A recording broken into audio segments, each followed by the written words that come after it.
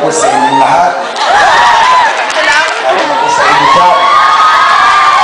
At sa mga nilala ko, ano po kayo ng pelikula namin? Ako po nagpapasalamat sa Panginoon dahil ako dinala niya sa Maynila. Hindi dahil sa JRCC. Kasi magsisimula tayo ng Maynila, di ba? Ako po ito sa Mindanao. Ako po taga Surigao del Sur. Kami po